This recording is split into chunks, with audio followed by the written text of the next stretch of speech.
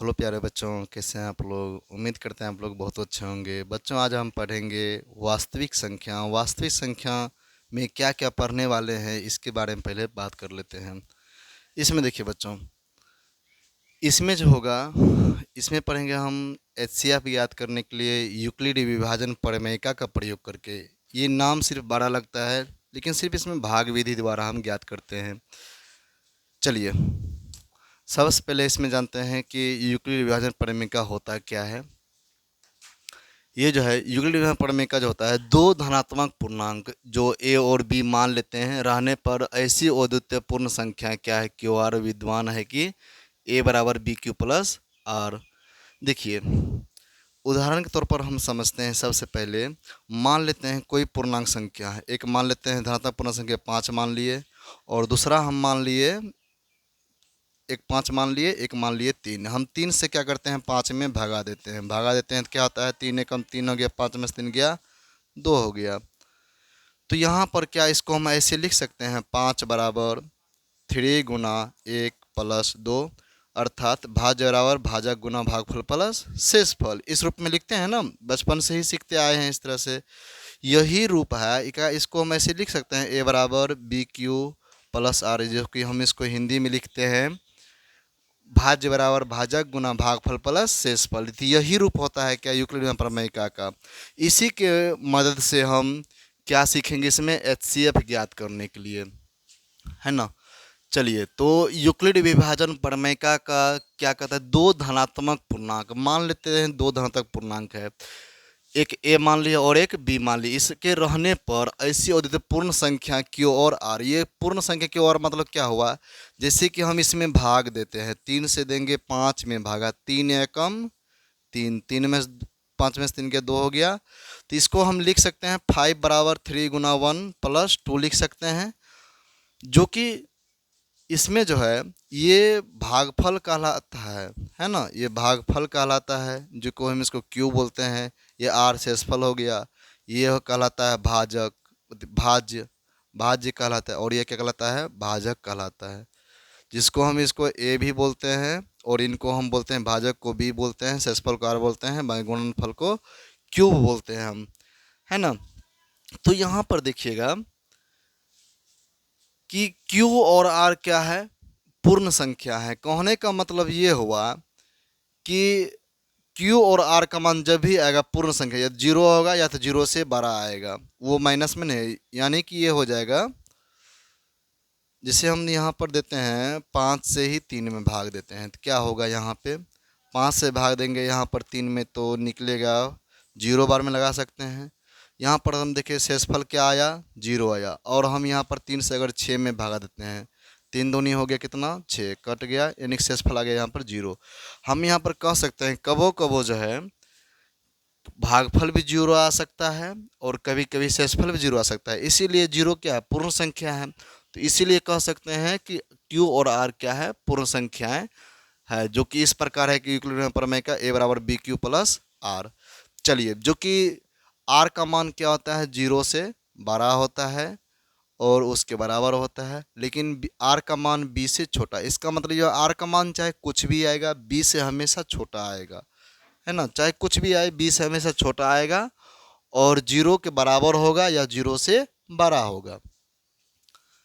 चलिए, अब हम समझते हैं इसको, एल्गोरिथ्म क्या है। हाँ, जानते हैं कि एल्गोरिथ्म क्या है, क्योंकि हम जो इसमें एचसीएफ ज्ञात करने वाले हैं यूक्लिड विभाजन प्रमेयिका का प्रयोग करके, एल्गोरिथ्म का प्रयोग करके। तो जानते हैं सबसे पहले कि एल्गोरिथ्म होता क्या है। एल्गोरिथ्म देखिए क्या होता है, एल्गोरिथ्म सुपरिभाषित चरणों की एक श्रृंखला होती है, जो कि एक विशेष प्रकार की समस्याओं को हल करने की प्रक्रिया या विधि प्रदान करती है। एक एल्गोरिथ्म सुपरिभाषित चरणों की एक श्रृंखला होती है, जो कि विशेष समस्याओं का हल करने में एक प्रक्रिया विधि प्रदान करती है। कहने का मतलब ये हुआ कि मान लेते हैं कि आपके पास कोई समस्या है। उदाहरण के तौर पर हम मान लेते हैं हमको चाय बनाना है।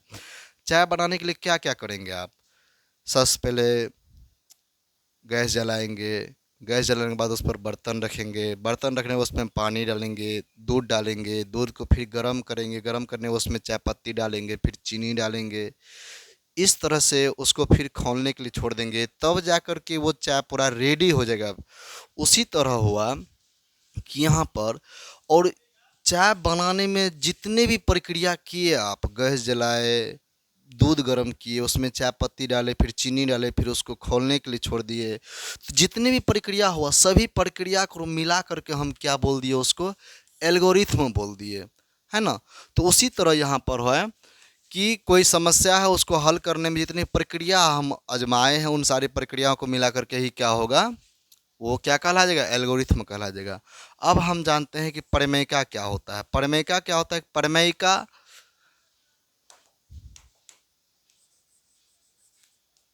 प्रमेयिका एक सिद्ध सिद्ध क्या हुआ कथन होता है, और इसे और होता है, और इसे एक अन्य कथन को सिद्ध करने में प्रयोग करते हैं। कहने का मतलब यह कि प्रमेयिका जो होता है ये पहले से कोई गणितज्ञ ने सिद्ध कर दिया है, उसी का प्रमेय का हम प्रयोग किसी दूसरे के लिए हम बनाने में उपयोग करते हैं इसका।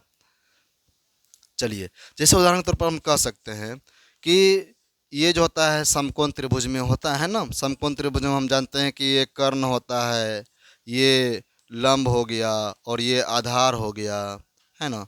तो हम जानते हैं कि पाइथागोरस प्रमेय से होता है, पाइथागोरस प्रमेय से हम जानते हैं कर्ण स्क्वायर बराबर लंब स्क्वायर जोड़ आधार स्क्वायर, लंब स्क्वायर जोड़ आधार स्क्वायर, ये तो हम जानते हैं ना। यानी कि कोई गणितज्ञ ने इसको सिद्ध कर दिया पहले से, इस प्रमेय को, ये प्रमेय है, ये सिद्ध किया हुआ प्रमेय है। आप इसकी मदद से, और चाहे कोई भी मान दिया हो, आप इसकी मदद से पूरा अच्छे से मान निकाल सकते हैं इन प्रमेय की मदद से। तो यह कह सकते हैं कि ये जो है प्रमेय का, ये प्रमेय का सिद्ध किया हुआ एक कथन पहले से है, और इसे एक अन्य कथन को, मतलब इस प्रमेय का प्रयोग करके हम दूसरे कथन को और अन्य कथन को सिद्ध करने में क्या करते हैं, प्रयोग करते हैं, है ना। चलिए, ये था। अब हम शुरू करेंगे यहाँ पर 1.1 का क्वेश्चन और आंसर अब कर लेते हैं। चलिए, तो इसमें हम इसमें क्वेश्चन देखिए क्या कह रहा है कि निम्नलिखित संख्याओं का एचसीएफ ज्ञात करने के लिए यूक्लिड विभाजन एल्गोरिथम का प्रयोग कीजिए। अर्थात ये जितनी भी संख्याएं दिया हुआ है इनका हम एचसीएफ ज्ञात करेंगे, और किसकी मदद से, यूक्लिड विभाजन एल्गोरिथम का प्रयोग करके। चलिए, हम शुरू करते हैं अब।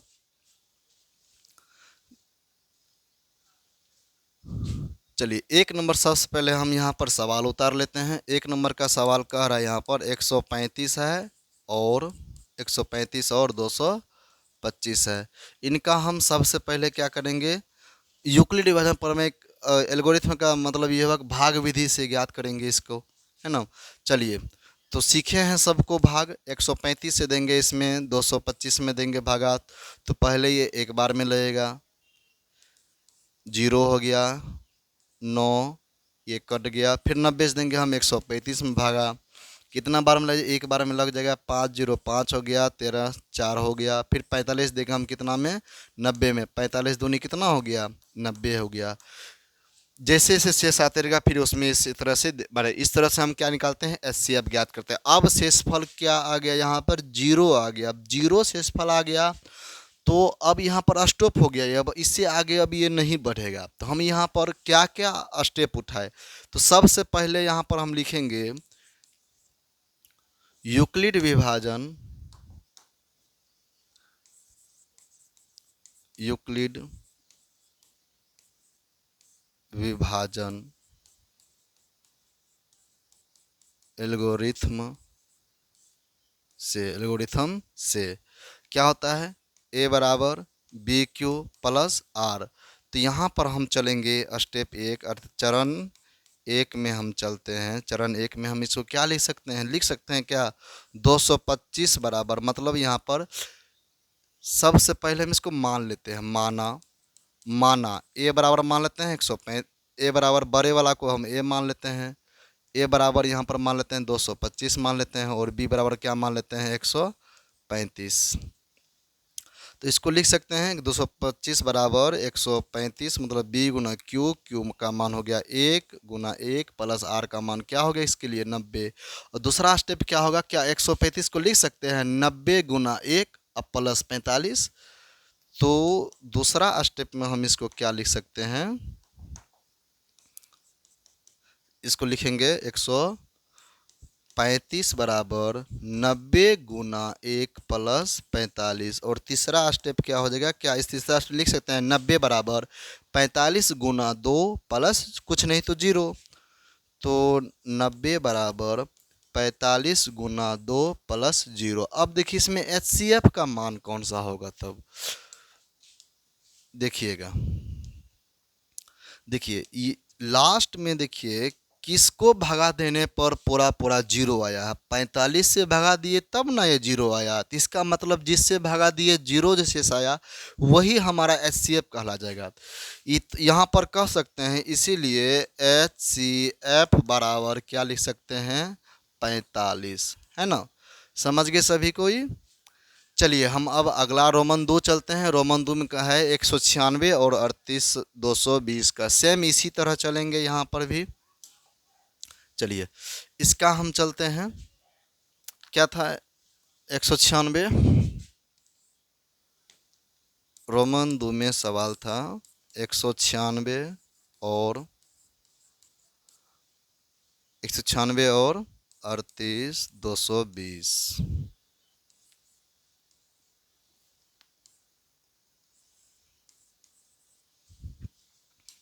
चलिए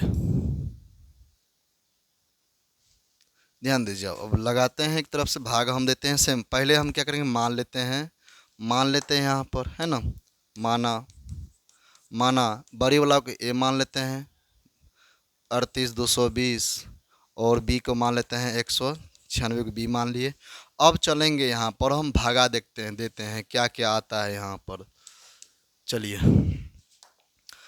196 से भाग देंगे हम, यहाँ पर कितनी बार में निकलता है ये देखते हैं। 196 से भाग देंगे किसमें, 38 220 में देंगे भाग। यहाँ पर हो जाएगा, ये पहले ले एक बार में 196 लगा दिए, 6 हो गया, 8 हो गया, 1। अब 146, सॉरी, अब ऊपर से उतरेगा, 2 उतरेगा, फिर देखते हैं कितना बार में लगेगा, ये 9 बार में लग जाएगा।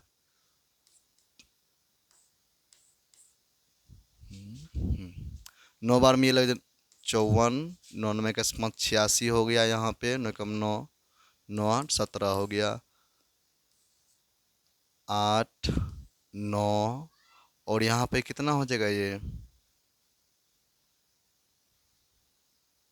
0 0, ऊपर से उतरा फिर कितना 0। और ये अब कितना बार में लग जाएगा, 5 बार में, 6 पंचे 30 हो गया, यहाँ पे 9 पचे 45, 3 48, 5 4 9 हो गया, 0 0 0। यहाँ पर देख रहे हैं कि एक ही स्टेप में ये सेसफल 0 आ गया, इसका मतलब इससे आगे नहीं कर सकते हैं, है ना। चलिए तो यहाँ पर लिखेंगे अब यूक्लिड विभाजन, यूक्लिड विभाजन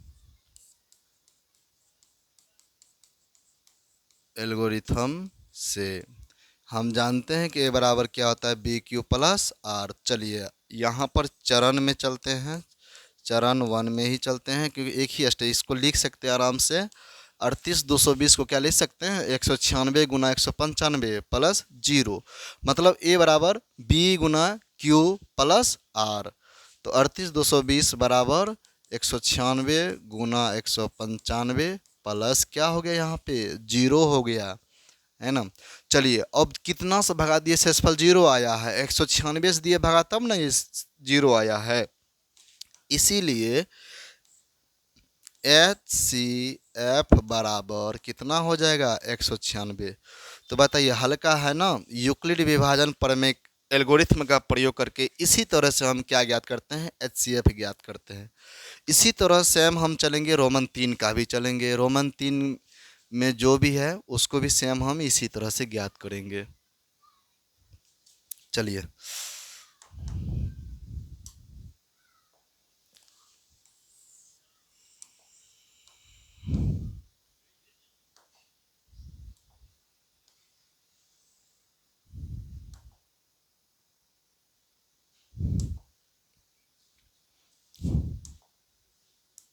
देखिए ध्यान से।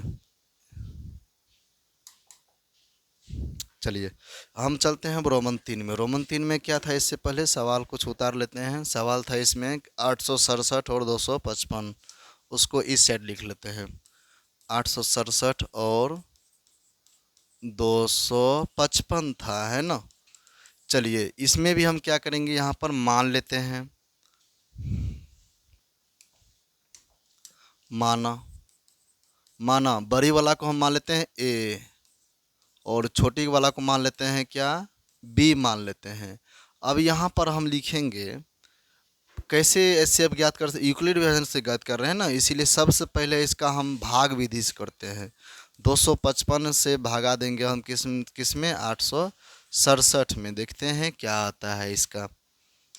चलिए भगा दीजिए। अब ये लग जाए कितना बार में, 3 बार में लग जाएगा। 5 या 15 हो गया, 5 या 15 एक 16 हो गया, 3 9 6 कितना हो गया, 7 हो गया, 2 हो गया, यहाँ पे 0 हो गया, 1 हो गया। अब 102 देंगे हम किस में भगा, 255 में। कितना बार में ये लग जाएगा, 2 बार में, 204, 1 हो गया, 5 हो गया। 51 से अब देंगे 102 में, 2 बार में हो गया, 102 कट गया। शेषफल अब 0 आ चुका है। अब इससे आगे ज़्यादा नहीं बढ़ा सकते हैं। तब यहाँ पर हम लिखेंगे अब यूक्लिड विभाजन, यूक्लिड विभाजन एल्गोरिथ्म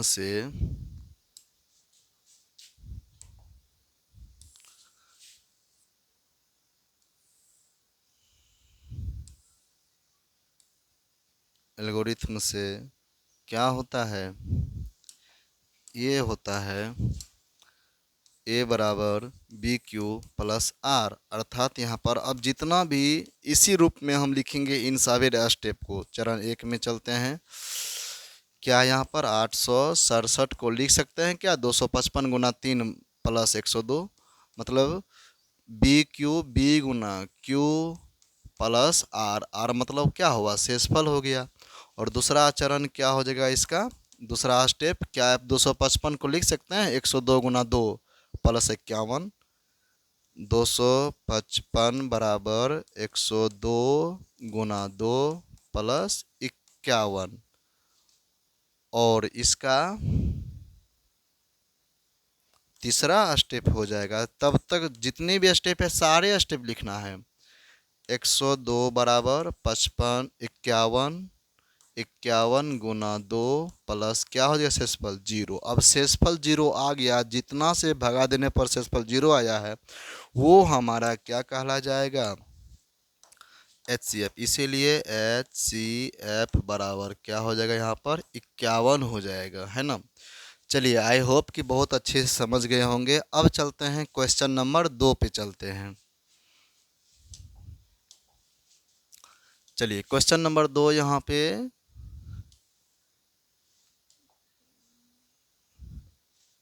चलिए क्वेश्चन नंबर अब 2 पे चलते हैं। क्वेश्चन नंबर 2 यहाँ पे कह रहे हैं, चलिए ये रहा क्वेश्चन नंबर 2। देखिए इसमें क्या कह रहे हैं कि दर्शाइए कि कोई भी धनात्मक विषम पूर्णांक 6q+1 या 6q+3 या 6q+5 के रूप का होता है, जहां q कोई क्या है, पूर्णांक है। देखिए उसका मतलब पहले समझ लेते हैं, फिर हम सवाल को एक एक करके हर एक स्टेप बाय स्टेप समझते हैं।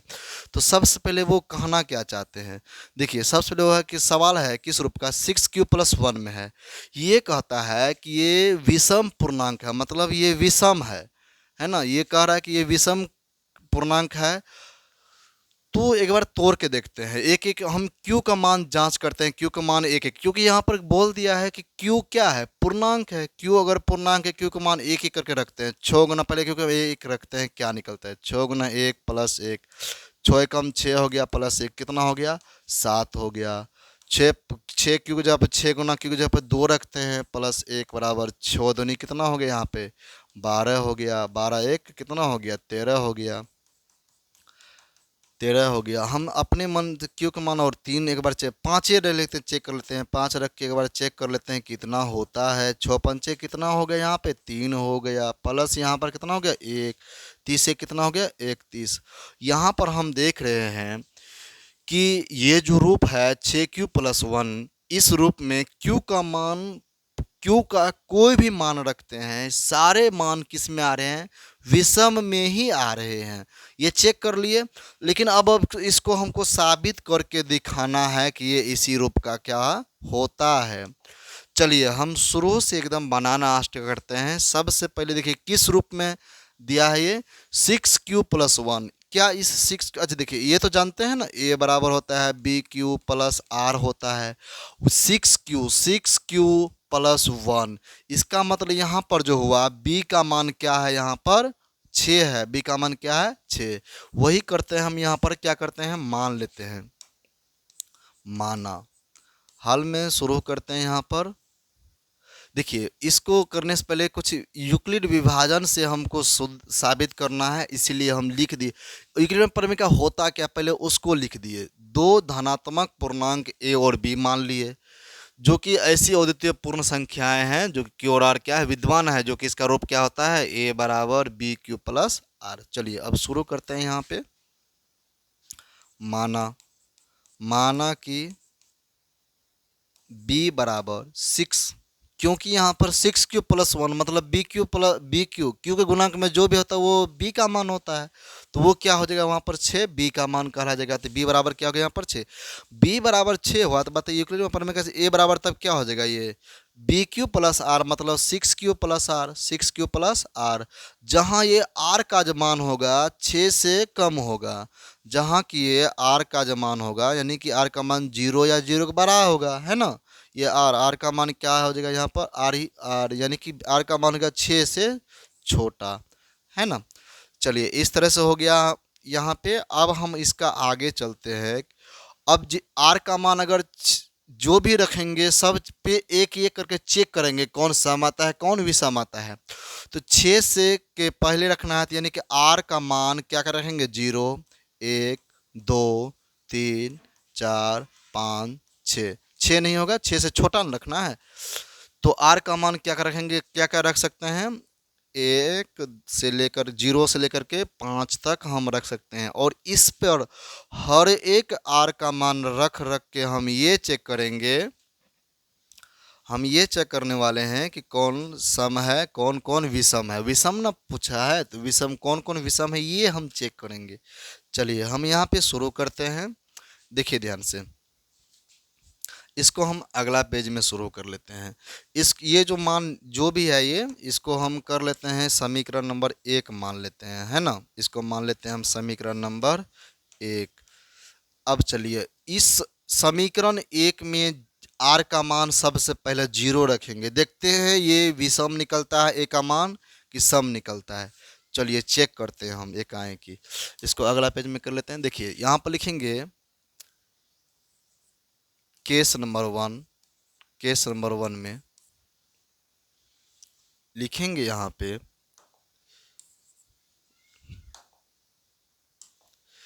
यदि r बराबर 0 हो तो, यदि r बराबर 0 हो तो समीकरण 1 से क्या, समीकरण 1 है a बराबर बी क्यू नहीं 6q+r, r का मान क्या रख सकते हैं, 0 रख सकते हैं, तो a का मान क्या आ जाएगा, 6q आ जाएगा। अब देखिए, अब ये बताइए कि a का मान आया है 6q, क्या 6q सम है कि विषम है, ये बताना है। 6q सम है कि विषम है। देखिए सम हो या विषम, इसकी पहचान हमेशा 2 से भाग लगा करके देखना है। जिस संख्या में 2 से पूर्ण रूप से, वो संख्या अगर जो संख्या 2 से विभाजित है पूर्ण रूप से, वो सम कहलाएगा। जो संख्या 2 से भगा देने पर शेष बच जाता है वो विभाजित नहीं है उससे, इसका मतलब वो विषम संख्या है। तो यहाँ पर हम देखते हैं 6q है, इसमें अगर 2 से भगा देंगे क्या लगेगा, लग जाएगा ना। देखिए 2 से अगर हम भगा देते हैं इसमें 2 या 6 कट जाएगा, ये शेष कुछ नहीं बचेगा, कट जाता है। कह सकते हैं तब यहाँ पे, चूंकि 6q जो है 2 से विभाज्य है, 2 से विभाज्य है। इसीलिए हम कह सकते हैं क्या, 6q जो है एक धनात्मक विषम पूर्णांक है, धनात्मक विषम पूर्णांक। ओ, दो से विभाज्य है ना, सम पूर्णांक है, सम पूर्णांक, पूर्णांक है।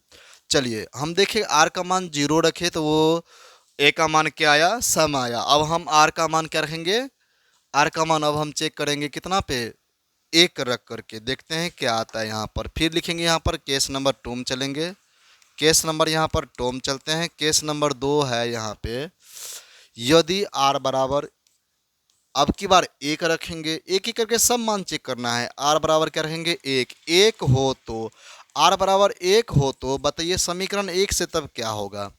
समीकरण एक से, समीकरण एक था यहाँ पे ए बराबर 6 क्यू प्लस आर का मान क्या हो जाएगा यहाँ पर, एक हो जाएगा, है ना। आर का मान क्या हो जाएगा यहाँ पर, एक हो जाएगा। इसमें देखिए क्या ये दो से विभाज्य है, हम तो सम और विषम ना पहचानना है, देखते हैं।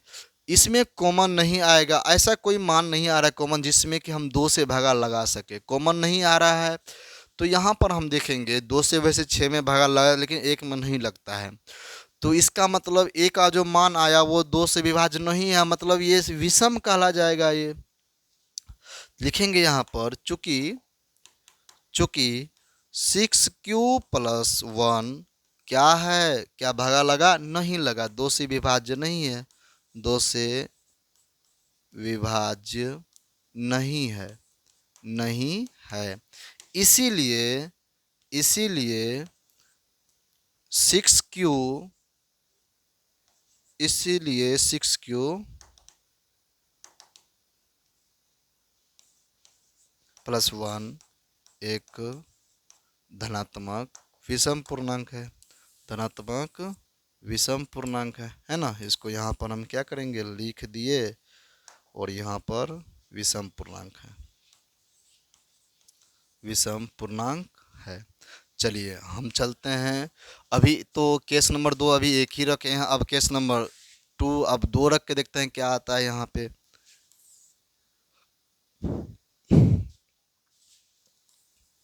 केस नंबर यहाँ पे चलते हैं 3 में,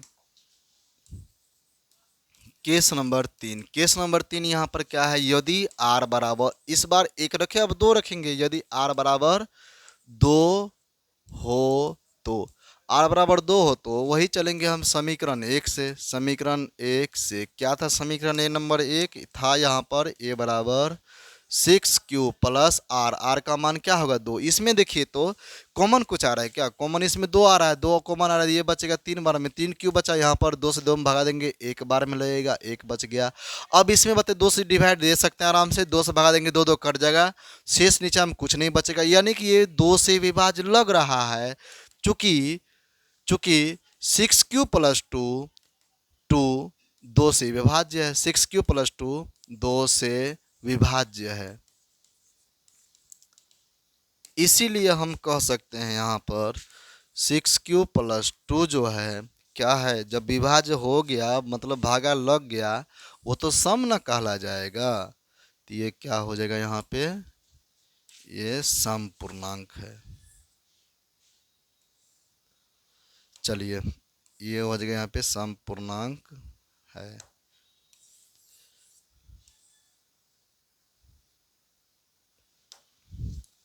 चलिए अब हम इसी तरह चेक करेंगे केस नंबर 4 रख करके, अब की बार किस कौन कौन सा आएगा आर का मान, अब 3 रखेंगे यहाँ पे, देखते हैं क्या होता है। चलिए केस नंबर यहाँ पर अब 4 में चलते हैं, यदि आर बराबर, यदि आर बराबर क्या हो, आर बराबर 3 हो तो, यदि आर बराबर 3 हो तो समीकरण एक से, समीकरण एक से, समीकरण एक यहाँ पर था ए बराबर 6Q+R, आर का मान 3 है तो उसकी जगह पे 3 रखेंगे यहाँ पे। ये बताइए अब क्या बनेगा, ये बन जाएगा। अच्छा इसमें देखिए, इसमें कॉमन 3 आ रहा है, इसमें कॉमन 3 आएगा, क्या 3 2 से विभाज्य है, नहीं है। ए बराबर यहाँ पर देखते हैं 3 कॉमन आ रहा है, 2Q+1 बनेगा। ये देखिए 3 तो 2 से देंगे, 3 में भागा नहीं लगेगा, 2 से देंगे 3 में भगा, नहीं लगा, नहीं लगा भगा, तो इसका मतलब ये सेम होगा कि विषम होगा? विषम ना होगा, ये विषम कहला जाएगा। तो यहाँ पर वही लिखेंगे, यहाँ पर चूंकि 6 क्यू प्लस 3, चूंकि 6 क्यू प्लस 3 2 से विभाज्य नहीं है। 6 क्यू प्लस 3, चलिए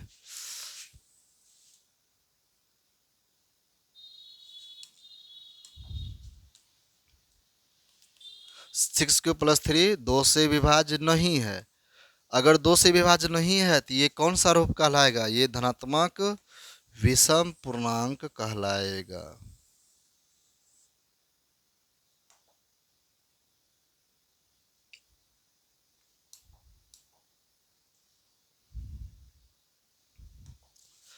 इसीलिए 6 क्यू प्लस 3 एक धनात्मक विषम पूर्णांक है, विषम पूर्णांक है। चलिए समझ आता है। और कुछ केस, और 2 केस और बाकी है। देखिए हिसाब लंबा हो रहा है, लेकिन एक एक बात यहाँ पर हर एक स्टेप स्टेप बाय सीख रहे हैं। चलिए अब हम चलते हैं केस नंबर 4 में चलते हैं। केस नंबर 4, केस नंबर 5 ना होगा, हाँ 5 होगा। केस नंबर 5 में होगा, अब की बार यदि r बराबर r बराबर कितना होगा? 4 ना होगा जी, 2 3 हो गया, हाँ। यदि r बराबर 4 हो तो समीकरण एक था a बराबर 6 क्यू प्लस 4। इसमें बताइए कॉमन क्या आएगा? कॉमन देखिए, कॉमन लेके देखिए भागा लगेगा, 2 कॉमन आएगा, 2 तिया 6 हो गया, 3 क्यू हो गया, प्लस इसमें 2 से 2 में भगा देंगे, 2 बार में लगेगा।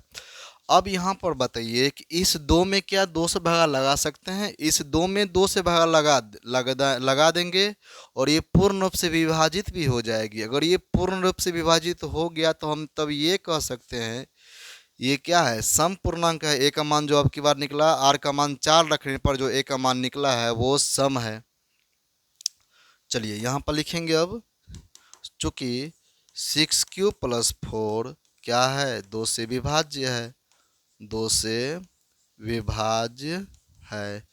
इसीलिए 6 क्यू प्लस 4 क्या होगा बताइए तो? 4 एक धनात्मक सम पूर्णांक है, सम पूर्णांक है। चलिए तो यहाँ पर देखिए 6 क्यू प्लस 4 ये 2 से विभाज्य है, तो 41 से जब विभाज्य है तो ये सम पूर्णांक कहला जाएगा। चलिए हम अगला स्टेप चलते हैं। एक लास्ट और केस बाकी है 5 तक। हम इतना इसलिए चल रहे हैं क्योंकि देखिए आर का मान यहाँ पर 0 है, 1 2 3 5 तक है, 5 तक हम एक एक मान रख करके चेक करेंगे। चलिए अगला हम केस चलते हैं। अब केस नंबर चलते हैं कितना? 6 में। केस नंबर 6, अब की बार कितना रखेंगे? यदि आर बराबर 4 है ना, 5 हो तो, यदि आर बराबर 5 हो तो बताइए समीकरण एक से क्या होता है? ए बराबर, समीकरण एक से ए बराबर 6 क्यू प्लस आर का मान क्या रखेंगे? यहाँ पर 5 रखेंगे, तो ए बराबर हो जाएगा। अब देखिए इसमें देखिए कॉमन तो कुछ आएगा, इसमें तो 2 3 कॉमन है, लेकिन इसमें तो नहीं है। कॉमन मतलब नहीं आ रहा है, कॉमन नहीं आ रहा है। ऐसा कॉमन भी नहीं आ रहा है जिसमें कि हम 2 से भाग लगा सकते हैं। इसमें हम 2 से भाग नहीं लगा सकते हैं, शेष बच जाएगा। इसमें हम तब ये कह सकते हैं यहाँ पर ये 2 से विभाज्य नहीं है तो विषम पूर्णांक ना कहला जाएगा। चूंकि 6 क्यू प्लस 5 क्या है? 2 से विभाज्य नहीं है, विभाज्य नहीं है। इसीलिए 6 क्यू प्लस 5 क्या होगा? एक धनात्मक विषम पूर्णांक है। चलिए तो हम यहाँ पर देखें कि जितने भी मान आर का मान रखे, आर का मान जो भी रखे, जो ए का मान जो आया है, जिस जिस मान पर विषम पूर्णांक आया है, तो यहाँ पर सवाल में भी कह रहा था, यहाँ पे देखिए, यहाँ पे चलते हैं, सवाल में इसमें कह भी रहे थे, इसमें देखिए, इसमें बोल भी दिया था कि 6q+1, 6q+3, 6q+5 विषम पूर्णांक के रूप का है। अगर ये विषम पूर्णांक के रूप का है तो हम निकाल दिए, सब का मान दर्शा दिए। चलिए इस तरह से क्लियर हो गया। अब हम चलते हैं अगला 3 नंबर पे। चलिए इसको पढ़िए। इसमें देखिए क्या कह रहे हैं, किसी परेड में 616 सदस्यों वाली एक सेना की टुकड़ी को 32 सदस्यों, यहाँ पर होगा सदस्यों वाले एक आर्मी बैंड के पीछे मार्च करना है। दोनों समूहों को समान संख्या वाले स्तंभों में मार्च करना है। उन स्तंभों की अधिकतम संख्या क्या है जिसमें वे मार्च कर सकते हैं। देखिए इसमें पूछे हैं कि अधिकतम संख्या पूछे हैं। अधिकतम संख्या का मतलब होता है क्या ज्ञात करना है, एचसीएफ निकालना है उसका, है ना। चलिए हम मान लेते हैं यहाँ पर बड़ी वाला को ए, उसी तरह चलेंगे एकदम। माना कि ए बराबर क्या मान लेते हैं, 616 मान लिए, और बी बराबर चलते हैं यहाँ पर क्या, 32 मान लिए। यहाँ पर देखिए, यहाँ पर तो ये नहीं बोला है कि यूक्लिड विभाजन से करना है कि अभाज्य गुणनखंड विधि से करना है, तो अपना मन है कोई भी विधि लगा सकते हैं। तो यूक्लिड विभाजन प्रमेय से ही निकालते हैं। देखिए तो यहाँ पर देंगे 32 से भगा देंगे क्या, इसमें 616 में देंगे भागा, कितना बार में लग जाएगा ये, सबसे पहले एक बार हम देते हैं, 32 हो गया, यहाँ पर हो जाएगा 29, 6, यहाँ पर अब ये कितना बार में लग जाएगा, 9 बार में, 9 दूना 18 हो गया, 28 हो गया, 0 कट गया। अब देखिए शेषफल 8 है। अब इस 8 से इसमें भगा देंगे हम, भाजक में 32 में देंगे भागा, 8 चौका कितना हो गया, 32 हो गया, इस तरह से। अब देखिए शेषफल 0 आ गया, आगे अब नहीं चलेंगे, तो कितना से भगा दिए, 0 आया, 8 से भगा दिए तब ना 0 आया, तो तब यहाँ पर हम लिखेंगे अतः HCF बराबर क्या लिख सकते हैं इसको, 8, क्या हो जाएगा, ये आंसर हो गया, है ना। चलिए अब हम चलते हैं अगला क्वेश्चन। अगला क्वेश्चन यहाँ पे है, अगला हम चलेंगे कितना नंबर में, 4 नंबर में। चलिए चौथा क्वेश्चन अब जान लेते हैं इसमें क्या सब है। चलिए पढ़िए ध्यान से, क्या कह रहा है, यूक्लिड विभाजन प्रमेयिका का प्रयोग करके दर्शाइए कि धनात्मक पूर्णांक का वर्ग किसी पूर्णांक m के लिए 3m या 3m+1, इसमें पूर्णांक क्या दे दिया है, उसमें पहले दिया रहता था क्यूब, इसमें लेकिन पूर्णांक क्या दे दिया है, m दिया है, m के लिए 3m या 3m+1 के रूप का होता है। देखिए इससे पहले सवाल जो था यहाँ पे, इससे पहले सवाल में जो भी हम 2 नंबर में यहाँ पर पढ़े हैं, 2 नंबर में यहाँ पर क्या कह रहे थे, 2 नंबर में कहा गया था विषम पूर्णांक आता, विषम पूर्णांक, सम पूर्णांक, इसके रूप का दिखाने के लिए बोल रहा था। तो यहाँ पर लेकिन अब आया है क्या, वर्ग के रूप का है ये। तो ये जितने भी मान हैं वर्ग, इसमें जो है ना, यानी कि ए का मान जो होगा ना, वर्ग निकाले, ए का मान नहीं, ए स्क्वायर का मान निकाल के दिखाना है हमको, इस रूप का होता है। मतलब वहाँ पर ए का मान नहीं चेक करेंगे, क्या चेक करेंगे, ए स्क्वायर का मान। देखिए एक एक करके समझना है, पूरा अच्छे से ध्यान देके इसको अपना पूरा फोकस करना है इसके ऊपर, और एक एक चीज़ समझना है यहाँ पे। चलिए हम शुरू करते हैं। यहाँ पर बताइए 3m+1, मतलब ये 3m अर्थात ये बी क्यू प्लस वन के आर के रूप में होता है, तो बी की जगह क्या है यहाँ पर 3 है। हम देखते हैं यहाँ पर, देखिए जब भी हम स्क्वायर हो, वर्ग हो या घन हो, देखिए 3 का गुणनखंड क्या होता है, नहीं होता है। पहले देखिए ये जो है ना वर्ग सब वाला जब भी रूप आता है निकालने के लिए, तो पहले देखना है कि b का मान जो भी आ रहा है उसका गुणनखंड करिए। 3 का गुणनखंड तो नहीं होगा, तो 3 ही रख लीजिए। चलिए, तो यहाँ पर लिखेंगे अब माना। यूक्लिड प्रमेय का जो होता है पहले उसको लिख देना है। दो धनात्मक पूर्णांक ए और बी रहने पर ऐसी अद्वितीय पूर्ण संख्या क्यू और आर विद्यमान है कि ए और बी क्यू प्लस आर, जो कि ये आर जो होता है जीरो से आर का मान 0 से बड़ा होगा या उसके बराबर होगा, लेकिन बी से हमेशा क्या होता है, छोटा होता है। इतना तक लिख देना है। चलिए, अब यहाँ पर हम चलते हैं, अगला समझ लेते हैं इसको। देखिए यहाँ पर लिखेंगे माना, हल यहाँ से स्टार्ट हो गया। ये माना, बताइए बी का मान क्या होगा, माना बी बराबर क्या लिखेंगे यहाँ पर, 3 ना लिखेंगे क्योंकि B q plus are 3m के रूप का है, तो बी की जगह पे 3 ना है तो 3 लिख देंगे यहाँ पे। तो बी का मान क्या हो गया यहाँ पर, 3 हो गया। तो लिखेंगे यहाँ पर अब, तो ए बराबर तब क्या होगा, ए बराबर हो जाएगा 3 क्यू प्लस यहाँ पर आर, 3 क्यू प्लस आर, जो कि बताइए यहाँ पर आर क्या हो जाएगा, आर का मान जो होगा बी की जगह 3 ना आया जी, आर का मान 0 से बड़ा या उसके बराबर होगा लेकिन 3 से छोटा होगा। बी का मान 3, तो बी की जगह 3 दे दिए, 3 से ये छोटा होगा। अब देखिए आर का मान 3 से छोटा है तो क्या क्या होगा यहाँ पर, आर का मान हो जाएगा 0 हो जाएगा, 1 हो जाएगा और 2 हो जाएगा, 3 नहीं लेना है। अब आर का सभी मान रख रख करके हम निकालेंगे, क्या निकालेंगे यहाँ पर, इसका वर्ग क्या क्या आता है, इस रूप का आता है कि नहीं आता है। चलिए चेक करते हैं।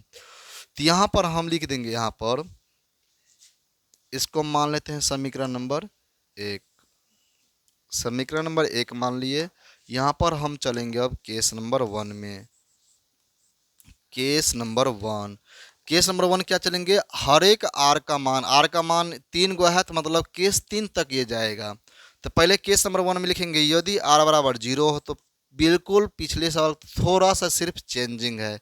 यदि आर बराबर 0 हो तो 0 हो, तो यदि आर का मान 0 हो तो बताइए ए बराबर तब क्या हो जाएगा, ए बराबर हो जाएगा 3 समीकरण 1 से, है ना, समीकरण 1 से, समीकरण 1 में आर का मान रखिए क्या होता है, समीकरण 1 से, समीकरण 1 से ए बराबर हो जाएगा यहाँ पर आर का मान 0, तो ये आर का मान यहाँ बैठाएंगे,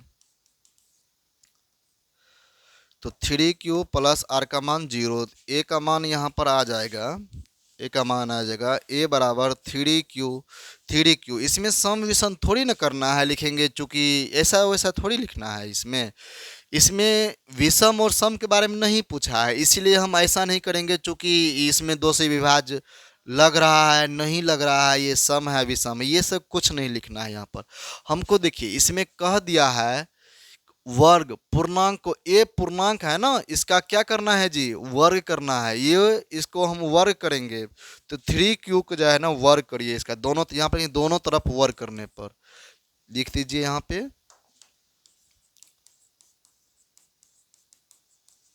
तरफ वर्ग करने पर। चलिए वर्ग मतलब उस पर के पावर में 2 लगा दीजिए, ए पर लगा देंगे पावर में 2 यहाँ पर।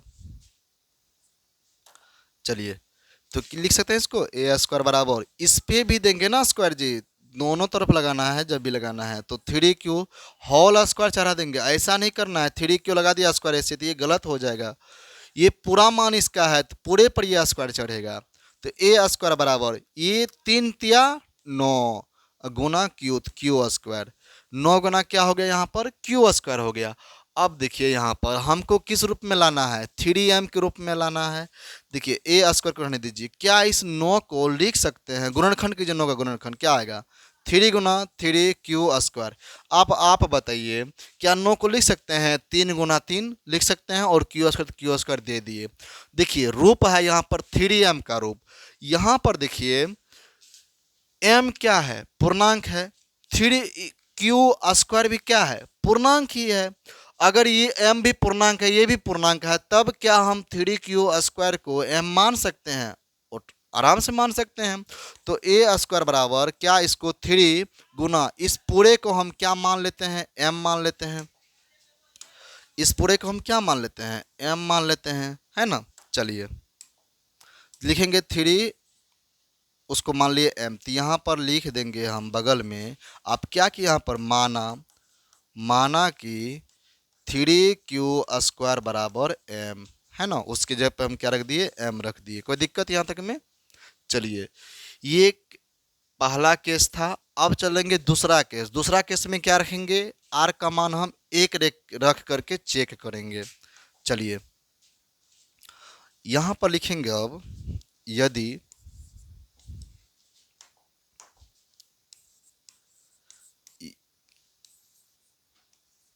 केस नंबर 2, यदि r बराबर 1 हो तो यदि r बराबर 1 हो तो क्या लिख सकते हैं तब यहाँ पर हम? तो बताइए, समीकरण 1 से क्या a बराबर क्या था जी? उसमें 3q था ना, 3q+1 हो जाएगा। यहाँ पर r 3q+r, r का मान 1 तो 1 रख दिए, तो a का मान निकल गया 3q+1। अब यहाँ पर हम तब क्या करेंगे? चलिए ये देखिए, इसमें वर्ग ना करना है, अभी कुछ नहीं करना है। क्या बोलते हैं? वर्ग के रूप में लाना है इसको। वर्ग मतलब दोनों तरफ वही करेंगे। अब वर्ग करेंगे तो दोनों तरफ वर्ग करने पर बताइए, इसमें वर्ग मतलब ये स्क्वायर ना बन जाएगा, है। a² बराबर, इसमें देखिए वर्ग करेंगे ना तो ये पूरे का वर्ग होगा, पूरे का होल वर्ग, यानी कि होल स्क्वायर लग जाएगा इस पे। ऐसे ऐसे करके अब देखिए, इसको ना अलग अलग नहीं करना है, ये गलती नहीं करना है, ये जोड़ में है। तो ये बन गया a+b का होल स्क्वायर। हम जानते हैं, बताइए यहाँ पर, चूंकि जानते हैं ना, यहाँ पे जैसे यहाँ पर लिखेंगे a² बराबर क्या लिख सकते हैं इसको? 3q+1 कर सकते, a² एक जगह पर है 3q का स्क्वायर प्लस 2ab, 2a का मान हो जाएगा 3q इंटू बी का मान हो जाएगा 1, प्लस क्या होता है b², बी की जगह पर क्या है 1, तो 1 का स्क्वायर। तो देखिए यहाँ पर लिख देते हैं हम, चूंकि a+b का होल स्क्वायर बराबर जानते हैं a² + 2ab + b²। इतना ठो बात क्या याद रखना है। चलिए इसको अब सॉल्यूशन करते हैं, देखते हैं क्या सब आता है। ध्यान दीजिए अब, तो a² बराबर, ये होल स्क्वायर है, 3 × 9 हो जाएगा, क्यू पे भी स्क्वायर हो जाएगा, प्लस ये देखिए 3 दूनी 6, 6 गुना क्यू गुना 1, तो 3 दूनी 6 गुना क्यू, तो 6q हो जाएगा, प्लस 1 का स्क्वायर 1 ही होगा। चलिए हम यहाँ पर देख रहे हैं कि 9q² + 6q+1, देखिए लाना किस रूप में है? हमको लाना है +1 है ना, +1 तो यहाँ भी है देख रहे हैं, लेकिन है यहाँ पर क्या 3m है, 3m है, तो यहाँ पर भी हम वही करेंगे, इसको 3m के रूप में लाइए इसको। इसमें कॉमन देखिए क्या 3 आ रहा है, 3 कॉमन आ रहा है, बचेगा 3q² प्लस इसको क्या 3 दूनी 6, 2 बार में लगेगा 2q, और +1 तो बगल में ही है। चलिए इसमें देखिए 3 गुना m इसको कह सकते हैं, तो ये क्या है? ये पूर्णांक ना है जी, तो इसको हम क्या m मान लेते हैं। तब a² बराबर 3, इसको m क्या किए हम यहाँ पर, चुक माना 3q² + 2q बराबर क्या m। चलिए तो इसको, इस पूरे को हम क्या मान लिए? m मान लिए, तो 3 गुना m 3m, +1 है तो +1 उतार दीजिए। अब देखिए उसका वर्ग आया कि नहीं आया? 3m+1 के रूप में आ गया ना यहाँ पे, बस हो गया यहाँ तक। अब चलेंगे हम अगला रूप चलेंगे।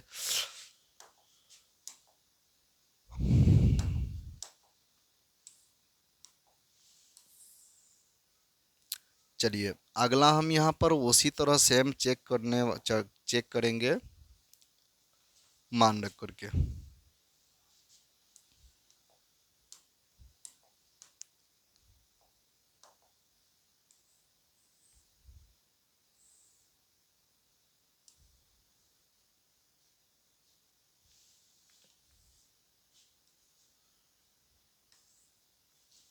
चलिए ध्यान दीजिए, अब केस नंबर चलेंगे अब कितना में, 3 में। केस नंबर 3 क्या है, केस नंबर 3 है। केस नंबर 3, अब की बार यदि आर बराबर क्या हो, 2 हो तो, यदि आर बराबर 2 हो तो इसका क्या लिखेंगे, समीकरण 1 से आर का मान समीकरण 1 में रखिए, देखिए क्या निकलता है।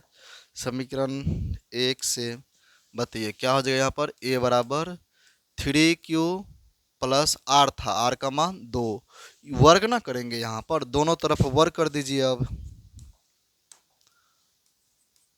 दोनों तरफ वर्ग करने पर, करने पर वर्ग मतलब स्क्वायर, दोनों तरफ स्क्वायर लगा दीजिए। ए स्क्वायर बराबर 3q प्लस 2 का होल स्क्वायर हो जाएगा यहाँ पर। बताइए तब ये क्या बन जाएगा, ए स्क्वायर बराबर, ये तो ए प्लस बी का होल स्क्वायर बन गया, ए प्लस बी का होल स्क्वायर क्या होता है, ए स्क्वायर, ए स्क्वायर मतलब 3q, उस पर क्या लग जाएगा स्क्वायर, प्लस बी 2ab, 2 ए का मान 3q इंटू बी, बी का मान क्या है 2 है, प्लस बी स्क्वायर मतलब 2 का स्क्वायर हो जाएगा। चलिए अब यहाँ पर ये क्या बनेगा, ए स्क्वायर बराबर 3 तिया 9 क्यू स्क्वायर प्लस 3 दूनी 6, 6 दूनी 12, 12 क्यू प्लस 2 दूनी 4 बन गया यहाँ पे। चलिए ठीक है। अब देखिए इसमें, देखिए कॉमन क्या आ रहा है, देखिए तो इसको हमको जो लाना है, लाना है क्या, 3m प्लस 1 के ही रूप का लाना है, वही रूप इसमें कह रहा है। चलिए लाते हैं इसको, ध्यान दीजिए।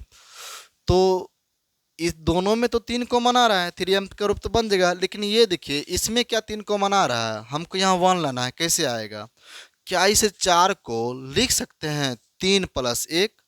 चलिए ए बराबर हो जाएगा तब यहाँ पे 9q स्क्वायर प्लस 12q, इस 4 को लिख सकते हैं 3 प्लस 1। अब तो ये आ गया ना 3 सब में, अब 3 कॉमन ले सकते हैं, 9 12 3 में कॉमन आएगा, 3 आएगा कॉमन, तो यहाँ बचेगा 3q स्क्वायर प्लस इसमें बचेगा कितना, 3 चौका 12, 4q प्लस 3 कम 3, और एक तो इससे कॉमन नहीं उसको बाहर कर दिए। अब इसको क्या m लिख सकते हैं, ए स्क्वायर बराबर इसको m मान लिए प्लस 1। अब देखिए जिसको आप m माने हैं यहाँ पर लिख दीजिए उसको। चल लिखेंगे, चूंकि 3q स्क्वायर माना है ना, माना 3q square plus 4q plus 1 बराबर m, बराबर m। चलिए इस तरह से मान रख लिए। तो ये देखिए हर एक स्टेप बाय स्टेप हम चले, केस बाय केस चले हैं। देखिए हल्का लंबा है, लेकिन एक एक बात यहाँ पर तोड़ तोड़ के यहाँ पर लिख दिए हैं, कैसे ये हुआ है ना, इस तरह से। चलिए अगला हम चलते हैं अब।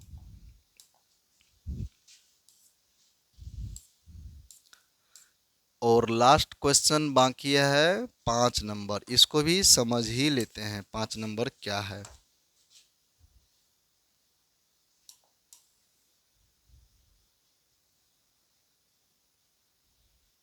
चलिए पढ़िए सवाल क्या है। इसमें भी कह रहे हैं कि यूक्लिड विभाजन प्रमेयिका का प्रयोग करके दर्शाइए कि किसी धनात्मक पूर्णांक का घन, किसी धनात्मक पूर्णांक का घन इसमें पूछ दिया है। उसमें क्या था, वर्ग था 4 नंबर में, इसमें क्या पूछ दिया गया है, घन।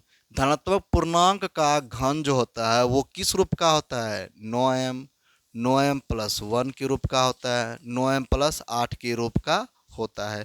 देखिए हम बोले थे पहले ही कि अगर वर्ग पूछे या घन पूछे, जो भी सवाल दिया है उसका सबसे पहले नंबर में गुणनखंड कर लीजिए।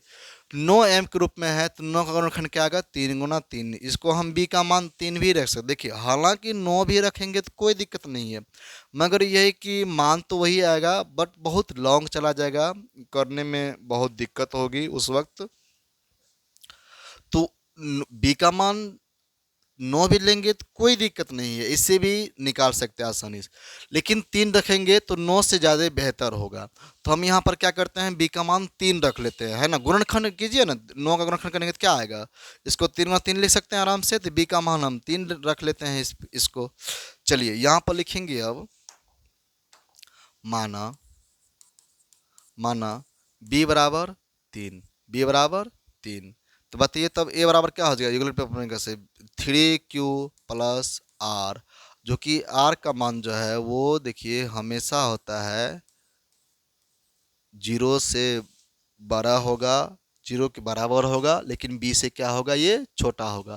तो a बराबर क्या निकला यहाँ पर 3q प्लस आर। बताइए r का मान तब यहाँ पर क्या हो जाएगा एक बार बताइए, तो r का मान हो जाएगा यहाँ पे 3 से छोटा हो जाएगा, 0 से बड़ा और 3 से छोटा होगा। अगर 3 से छोटा r का मान कौन कौन सा होगा तब बताइए, 0 लिख सकते हैं, 1 लिख सकते हैं, 2 लिख सकते हैं, 3 लेकिन नहीं लेंगे।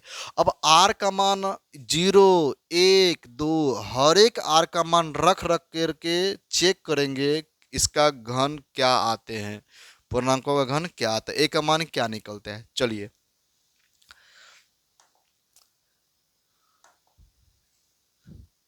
सबसे पहले चलेंगे case number 1। Case number 1, case 1 में लिखेंगे यदि r बराबर 0 हो तो, r बराबर 0 हो तो समीकरण 1 में r का मान रखिए, समीकरण 1 से, समीकरण 1 से समीकरण 1 है यहाँ पे कितना, इसको मान लीजिए समीकरण 1 जो b का मान जो बैठाए हैं,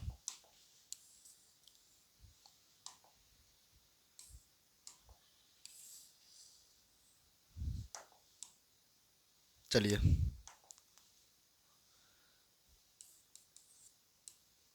समीकरण 1 से a बराबर 3q है प्लस r का मान रखना है जी, r का मान क्या रखेंगे देंगे इसमें 0 रख देंगे, तो a बराबर क्या हो जाएगा 3q प्लस 0, तो क्या हो जाएगा यहाँ पर 3q हो जाएगा, है ना।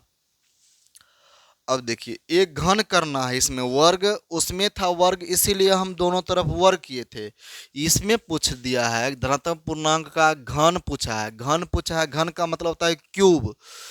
यहाँ पर आप दोनों तरफ घन लगाइए, दोनों तरफ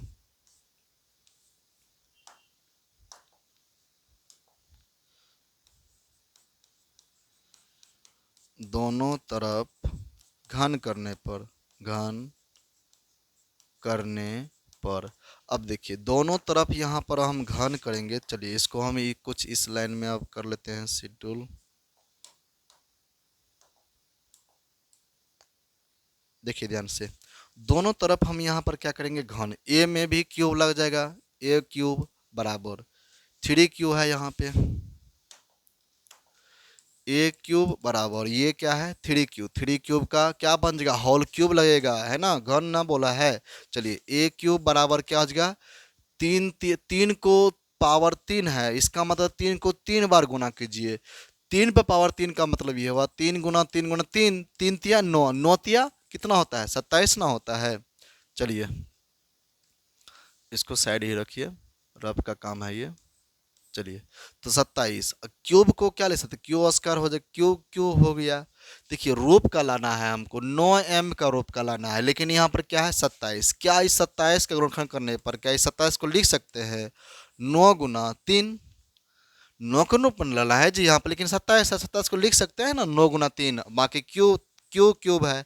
अब देखिए 9 का 9 रहने ही देंगे, 3 क्यूब को मान लेंगे m, देखिए क्योंकि यहाँ पर देखिए कह रहा है कि m क्या है एक पूर्णांक है, तो इसको हम क्या मान लेंगे तब 3q को m के रूप मान लेते हैं, ये भी पूर्णांक है वो भी पूर्णांक है, तो इसीलिए हम इसको m मान सकते हैं। तो a क्यूब बराबर 9 गुना इसको क्या मान लिए m, तो 9m हो जाएगा, 9 गुना 3q क्यूब तो 9m हो जाएगा। तो यहाँ पर आप क्या किए हैं चूंकि माना है ना, माना माना 3q का क्यूब बराबर m माने हैं, तो इसके जगह पे हमें m रख दिए, तो 9m का रूप का हो गया, एक घन पूर्णांक निकल गया, पूर्णांक का घन निकल गया 9m का रूप का। अब की बार लाना है कौन सा 9m प्लस 1 के रूप का लाना है, यहाँ पर लिखेंगे अब केस नंबर 2 में, केस नंबर 2, केस नंबर 2 में अब की बार बताइए केस नंबर 1 में r का मान 0 रखे, तो केस नंबर 2 में r का मान क्या रखेंगे 1 रखेंगे। यदि r बराबर 1 हो तो,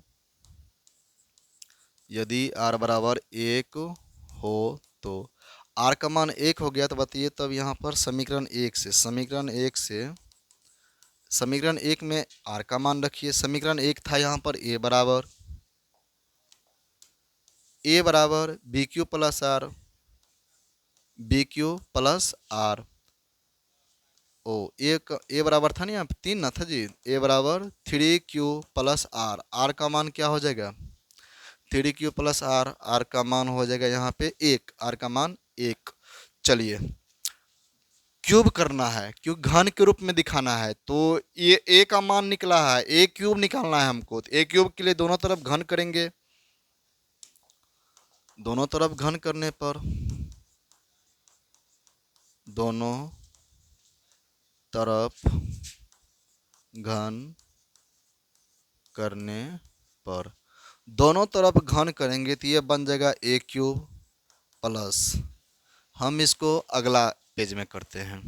चलिए बन जाएगा वो क्या, ए क्यूब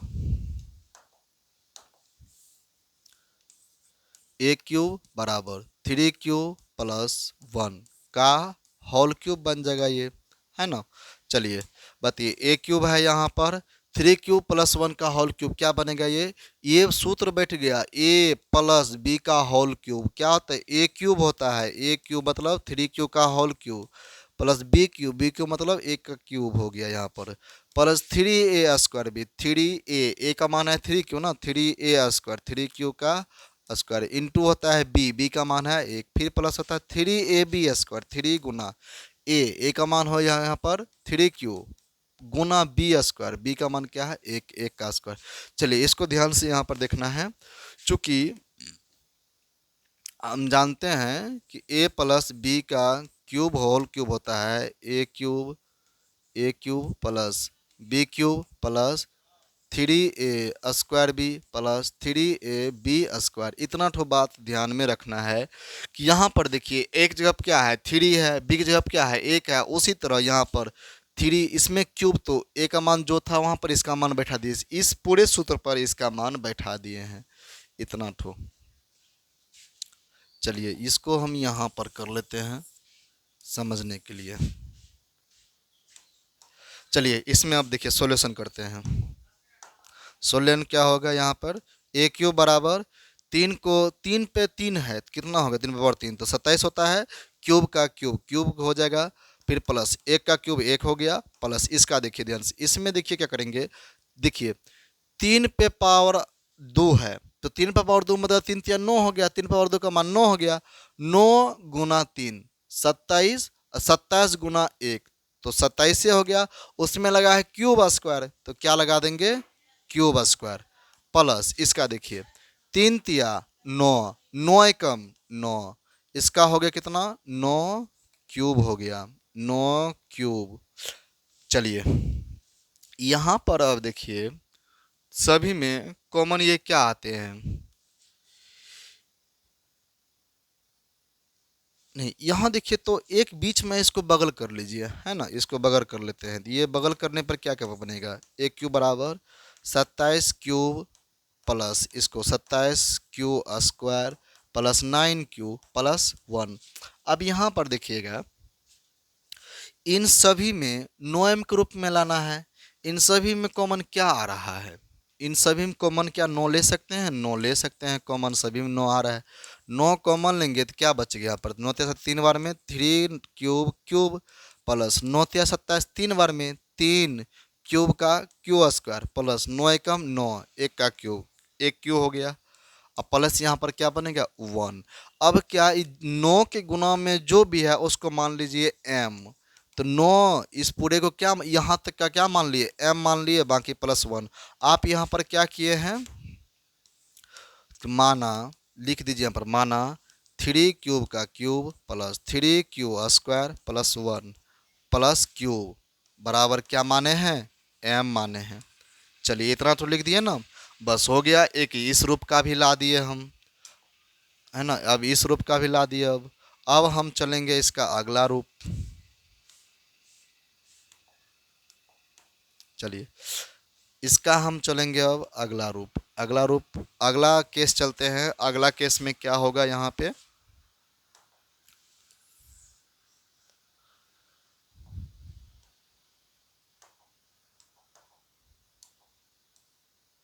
देखिए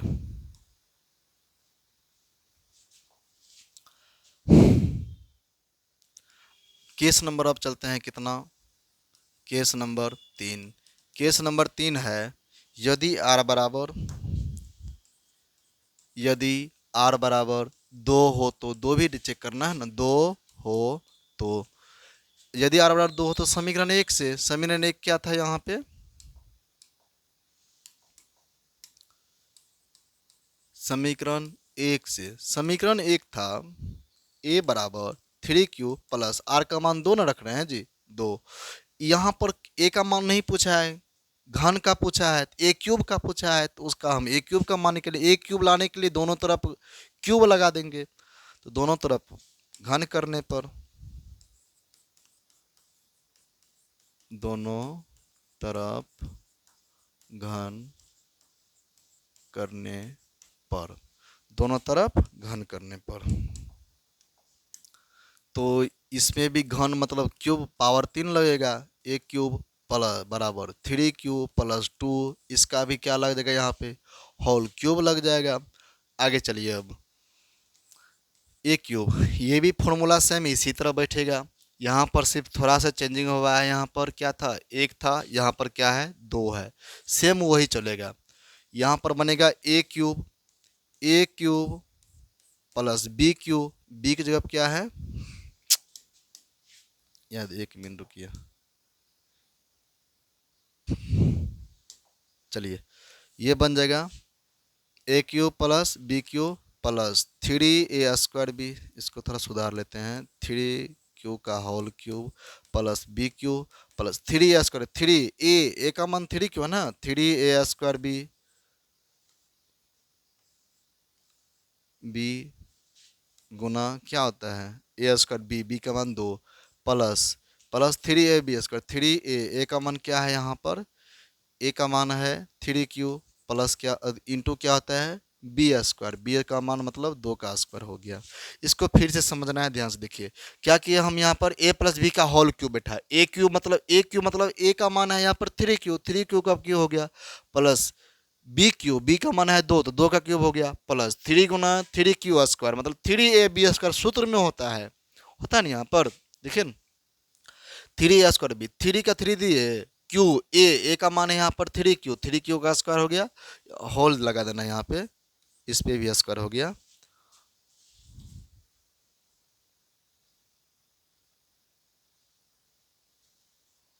यहाँ पर अच्छा ठीक है, यहाँ पे 3×9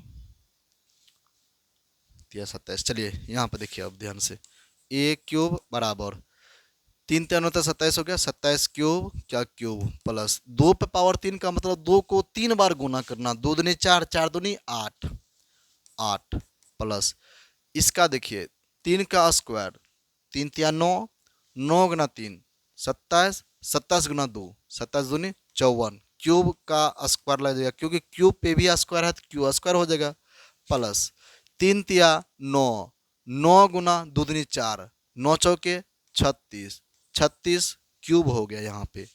अब देखिए ध्यान से, इसमें देखिए 3 गो में 9 कॉमन आ रहा है पर 8 में नहीं, 8 को हम साइड कर लेते हैं, बगल कर लेते हैं, तो ए क्यूब बराबर 27 क्यूब का क्यूब प्लस 54 क्यूब का स्क्वायर और 36 क्यूब प्लस 8, इन तीनों में देखिए क्या कॉमन आ रहा है, 9 कॉमन आ रहा है, 9 कॉमन ले लीजिए, बचेगा 9 क्यूब का क्यूब प्लस 9 छाके 54, 6 बार में क्यूब का स्क्वायर प्लस 9 चौक 36, 4 क्यूब हो गया, प्लस 8 कॉमन नहीं लिए तो उसको लिख दिए, देखिए 9 कॉमन लेंगे तो 9 से देंगे 27 में भगा 3 बार में लेगा, 3 क्यूब का क्यूब हो गया, प्लस 9 से देंगे 54 में भगा 6 बार में लगेगा, अब प्लस यहाँ पर 9 चौक 4 क्यूब हो गया, प्लस क्या हो गया यहाँ पर 8 हो गया। चलिए क्या इस पूरे को हम m कह सकते हैं ना, इस पूरे क्या कह सकते हैं, m कह सकते हैं, तो ए क्यू बराबर 9 गुना m प्लस 8 है उसको उतार दिए, तो ये भी पूर्णांक जो आया है वो घन के रूप में 9m प्लस 8 के रूप में आ गया है, ए क्यूब का मान 9m प्लस 8 के रूप में आ गया है। सवाल में यहाँ पर कह भी रहा था, देखिए सवाल में यहाँ पर कह भी रहा था कि जितने भी मान हैं सब 9m प्लस 8 के रूप में आना चाहिए, तो यहाँ पर देखिए आ चुका है। इसका देखिए ए क्यू बराबर 9m प्लस 1 8 इसके रूप में आ चुका है। बस हो गया, यही आंसर हमारा है ना। दिखा दिया हम उसका घन का क्यूब इसके रूप का होता है। चलिए, तो आज जो है 1.1 ख़त्म हो चुका है। अब हम चलेंगे, पूरे सवाल एक ही वीडियो में क्लियर कर दिए अच्छे से। थोड़ा सा वीडियो लंबा हुआ, लेकिन इनको थोड़ी अगर कहीं दिक्कत होगा ना तो इसको शुरुआत से एक बार फिर से वीडियो ज़रूर देख लेना है और बताइए ज़रूर कि सवाल समझ में आया कि नहीं आया। कमेंट में बताइएगा वीडियो कैसा लगा आज। और देखिए बेहतर तैयारी के लिए अगर चाहिए और चाहते हैं कि इसी तरह और वीडियो लेकर के आए, तो अगली क्लास में हम 1.1 का जितने भी उदाहरण है सभी उदाहरण को हम लेकर के एक अगले वीडियो में 1.1 का जितने भी उदाहरण 1 है, उदाहरण 2, उदाहरण 3, उदाहरण 4, उदाहरण 5 है, इन सारे उदाहरण को एक वीडियो में पूरे उदाहरण भी बता देंगे यहाँ पर। तो आपका प्रश्नावली 1.1 का पूरा प्रश्न भी खत्म हो गया और उदाहरण भी क्लियर हो जाएगा। अगली वीडियो में उनके उदाहरण का लेकर के आएंगे। बाकी आज इतना ही रखिए। Okay bye, take care. मिलते हैं फिर अगली वीडियो में। चलिए।